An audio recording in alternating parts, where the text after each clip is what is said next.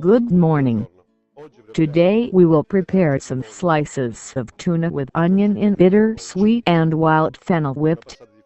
To prepare this dish we need some fresh tuna, some tomato and some onion, some vinegar, some sugar and some wild fennel. We take some tuna slices. We pass them into the flour and in some oil. We put them apart. And then we fry in a pot some onion. And then we let simmer them in some red vinegar.